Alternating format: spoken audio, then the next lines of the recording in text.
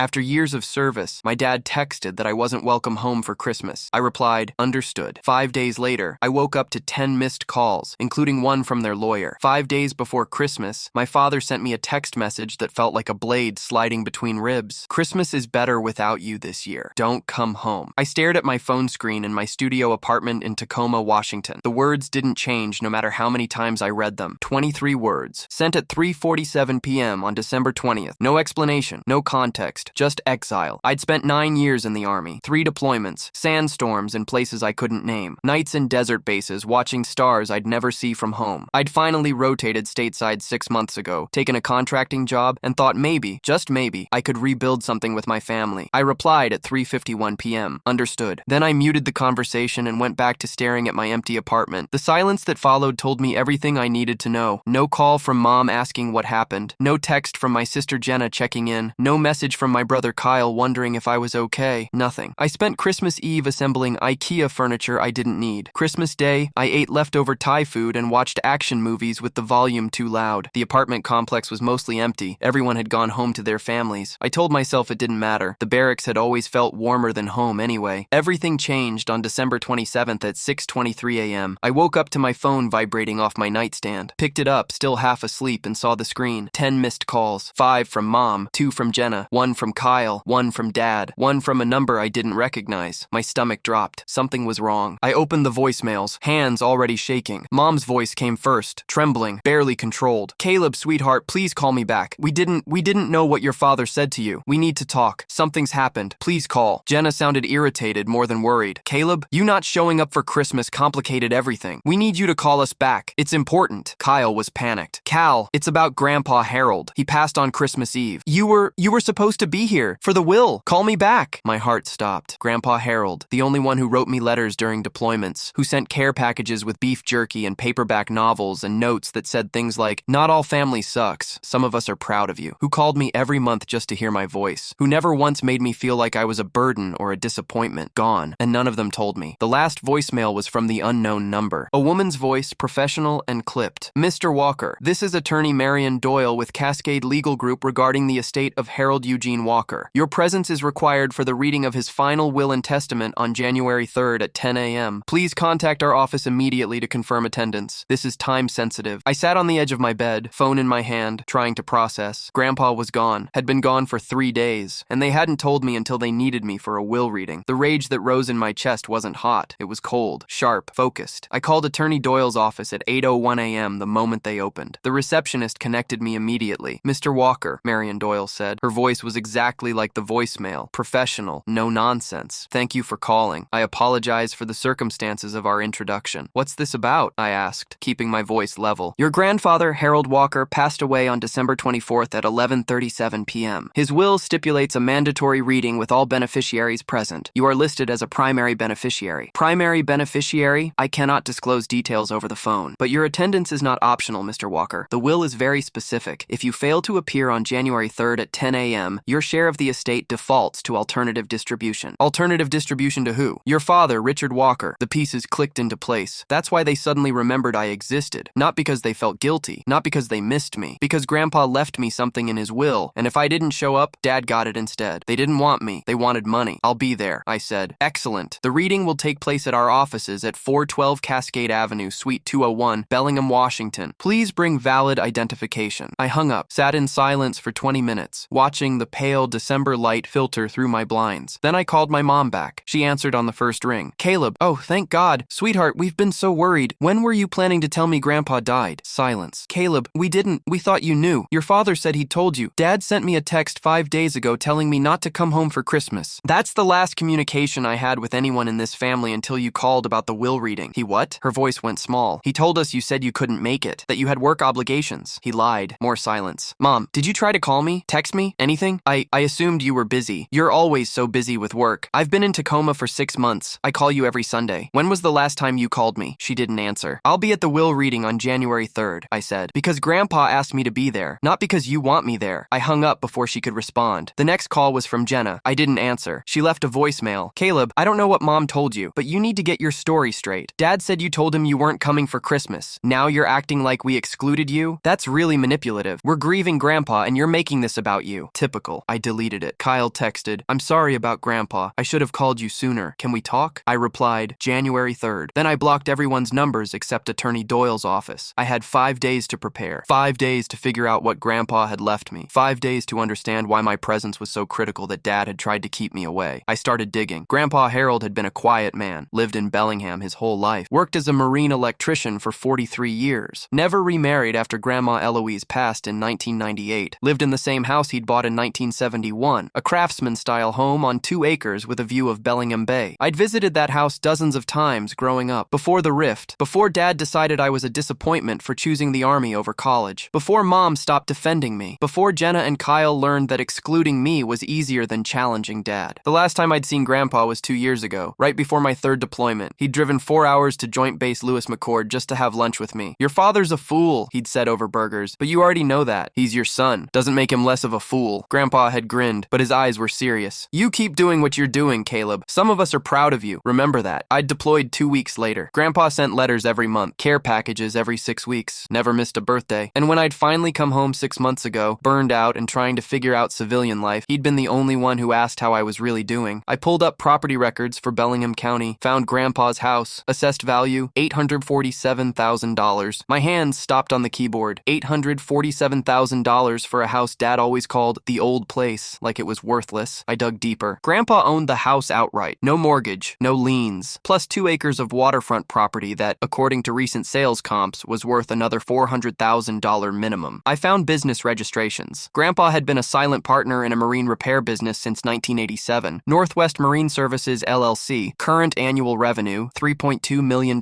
His shares were listed as 35%. I did the math. Even with conservative estimates, Grandpa's net worth was easily over $2 million.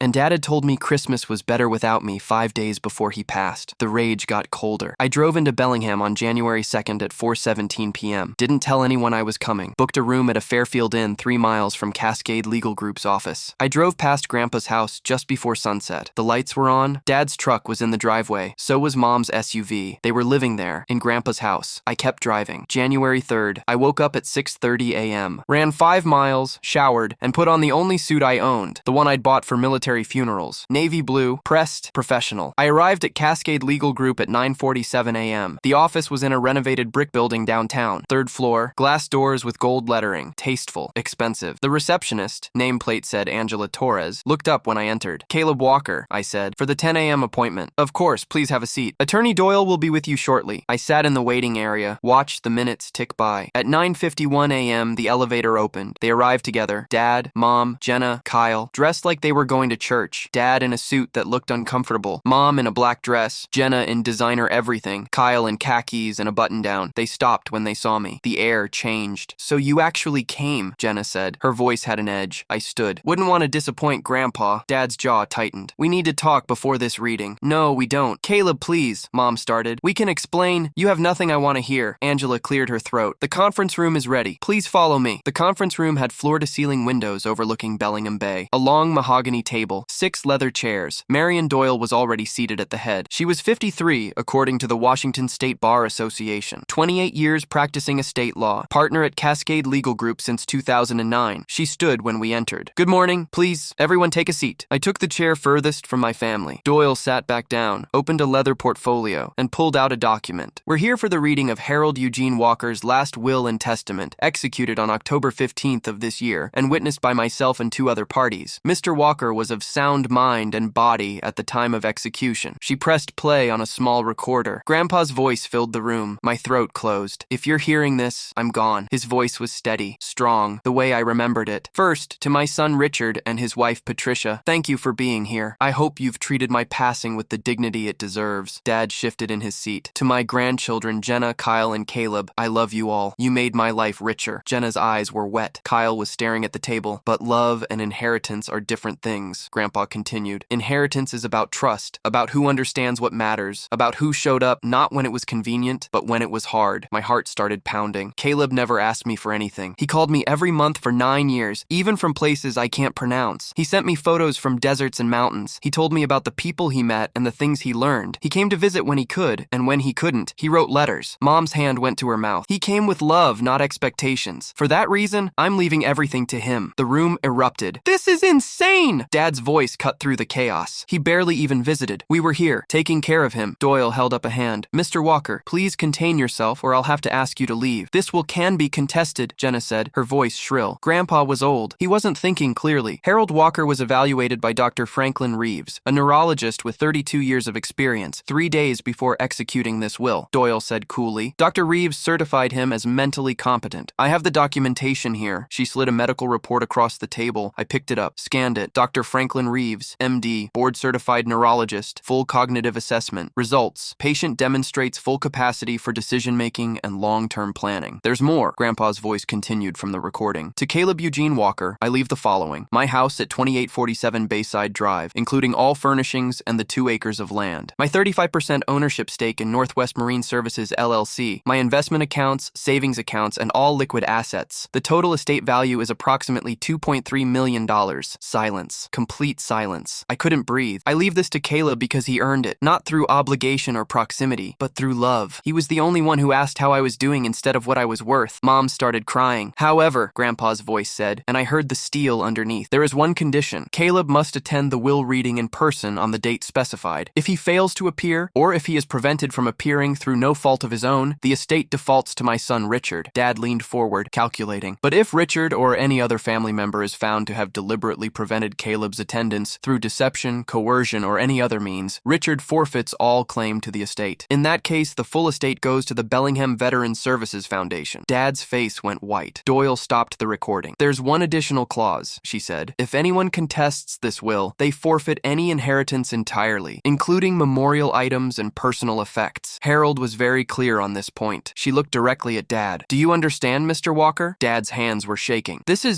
He can, and he did. This will has been reviewed by 3 independent attorneys. It's ironclad. Jenna was staring at me like I'd stolen something. You manipulated him. You made him think we didn't care. When was the last time you visited Grandpa? I asked quietly. That's not when, Jenna. Thanksgiving, she stammered. This year? Last year. 14 months ago. And you, Kyle? He wouldn't meet my eyes. Summer. Before that. Mom? Dad? Mom was crying too hard to answer. Dad just glared. I called him every month for 9 years, I said. Every single month. Even when I was in places where satellite phones cost $20 a minute. Even when I was exhausted and homesick and barely holding it together. I called him because he was the only one who gave a damn whether I was alive. That's not fair, Mom sobbed. What's not fair, I said, my voice steady, is that none of you told me he was gone until you realized there was money involved. Silence. Doyle placed a pen and documents in front of me. Mr. Walker, I need your signature here, here, and here to accept the inheritance. My hand was shaking. I signed. The ink felt permanent. Doyle collected the papers, placed them in her portfolio. The estate transfer will be processed within 30 business days. Caleb, as the new owner of 2847 Bayside Drive, you have full authority over the property immediately. I looked at Dad. You're living there. His jaw clenched. It was his house. He wanted us to... It's my house now. You have 30 days to vacate. You can't do that. Jenna stood up. That's our family home. It's Grandpa's home. Was. Now it's mine. And you're tenants without a lease. Caleb, please, Mom said, voice breaking. Where will we go? I don't know, Mom. Where did you think I'd go when Dad told me not to come home for Christmas? Her face crumpled. Did any of you even read Dad's text to me? I pulled out my phone, opened the message, turned the screen toward them. Christmas is better without you this year. Don't come home. He sent this 5 days before Grandpa passed. 5 days before Christmas. Then none of you called. None of you checked on me. You let me spend Christmas alone while Grandpa was dying 3 hours away. Kyle's face had gone gray. Caleb, we didn't know. You didn't ask. None of you asked. I stood up. You have 30 days. After that, I'm filing eviction paperwork. Dad finally spoke. You're really going to do this? Kick out your own family? I looked at him. Really looked at him. The man who'd told me the army was for people who couldn't hack real life. Who'd stopped calling after my first deployment. Who'd made every family gathering about my failures instead of my service. You're not my family, I said quietly. Family doesn't abandon you. Family doesn't lie to you. Family doesn't exclude you from Christmas and then call you back when they need something. I turned to Doyle. What else do I need to do? I'll email you the complete estate documentation within 48 hours. The property deed transfer will be filed with the county by end of business today. Congratulations, Mr. Walker. I walked to the door. Behind me, Mom was sobbing. Jenna was on her phone, probably calling someone to complain. Kyle looked lost. Dad just sat there, jaw locked, rage rolling off him in waves. I paused at the door. One more thing, I said, looking back at Dad. That text you sent me? I forwarded it to Attorney Doyle last night, along with the phone records showing none of you contacted me between December 20th and December 27th. If Grandpa's will says you forfeit everything if you deliberately prevented my attendance, and you told me not to come home right before he passed, that's pretty deliberate. Dad's face face drained of color. I'm not pursuing it, I said, because Grandpa wouldn't want me to, but I want you to know that I could. That you almost lost everything because you couldn't stand the idea of seeing me for one holiday. I left, took the elevator down, walked out into the January cold, got in my car and drove, didn't stop until I was parked at Grandpa's house. My house. The key was under the third flower pot on the porch, exactly where Grandpa always kept it. I let myself in. The house smelled like him. Old Spice and coffee and the cedar logs he burned in the fireplace. Everything was exactly how I remembered. The leather recliner by the window, the bookshelf full of maritime histories, the photos on the mantle. I walked through slowly. Living room, kitchen, study. In the study on the desk, there was an envelope with my name on it. Caleb. My hands shook as I opened it. Dear Caleb, if you're reading this, I'm gone and you made it to the will reading. Good. I was worried your father might try something stupid. I know this inheritance will cause problems. Your family, my family, has never been good at seeing what matters. They see money, property, things. You see people. That's why I'm leaving this to you. Not to punish them, though they probably deserve it, but because I trust you to do something meaningful with it. The house is yours. Keep it. Sell it. Turn it into whatever you need, but know that it was built with love, maintained with care, and filled with memories I hope you'll honor. The money is yours too. I've watched you struggle, watched you serve, watched you put your life on hold for something bigger than yourself. You've earned every dollar, but more than that, you've earned peace. So here's my final piece of advice. Forgive them if you can, not because they deserve it, but because holding on to anger will eat you alive from the inside. I forgive them for not understanding, for not calling, for taking me for granted, but I don't forget. Neither should you. Live well, Caleb. You've made me prouder than you'll ever know. Love, Grandpa Harold. I sat at his desk and cried for the first time since I'd gotten the news. Not sad crying, not angry crying. Relief, because someone had seen me, really seen me, and left me proof that I mattered. Over the next 30 days, my family tried everything. Mom called from different numbers, leaving voicemails about working this out and family healing. Jenna sent emails with subject lines like, "We need to talk about your behavior," and "This is elder abuse." Kyle showed up at my motel room once. I didn't answer the door. Dad sent a lawyer, not Doyle, some guy named Raymond Pritchard who practiced family law out of a strip mall office. Pritchard sent me a letter claiming the eviction was legally questionable and that as Harold's son, Richard Walker had equitable interest in the property. I forwarded it to Marion Doyle. She responded within an hour, "Ignore him. Pritchard has no standing. The deed is in your name. They have no lease. This is a textbook eviction case. Would you like me to file the paperwork?" I replied, "Yes." The eviction notice was served on January 18th. My family had until February 17th to vacate. I spent those 30 days learning about Grandpa's life, went through his files, his business records, his personal papers, found letters he'd written but never sent, to Dad mostly, asking why he didn't call more, wondering why family dinners stopped including him, trying to understand what he'd done wrong. He blamed himself. For my family's neglect, Grandpa blamed himself. I found financial records showing he'd loaned Dad $85,000 in 2015 to save the business, some commercial fishing venture that went under within a year, never repaid. Found records of tuition payments for Jenna's grad school, $43,000 over 2 years. Found a cashier's check stub for $30,000 made out to Kyle with the memo line, "Car plus security deposit." Grandpa had given them everything they asked for, and they'd still only visited on holidays. I found his journals. The last entry was from December 23rd. Called Caleb today. He sounds tired, but good. Said he's thinking about coming home for Christmas. I hope he does. I miss him. Richard said he'll bring the family tomorrow for Christmas Eve. Patricia's bringing her famous rolls. Should be nice. Chest feels tight tonight. Probably just excitement. Getting old is annoying. The next entry was blank. He'd passed that night around 11:37 p.m., according to the coroner's report I found in his files. Myocardial infarction, heart attack, quick, relatively painless, alone in his house while my family was probably opening presents, and none of them called me. On February 15th, 2 days before the eviction deadline, Kyle called from Mom's phone. I answered. "Caleb," he said, "please, we need more time. Mom's trying to find a place, but everything's so expensive. You've had 30 days. We can pay rent. We can work something out. You don't have to do this." "Yes, I do." "Why? What did we do that was so terrible?" The question hung in the air. "You want a list?" I asked quietly.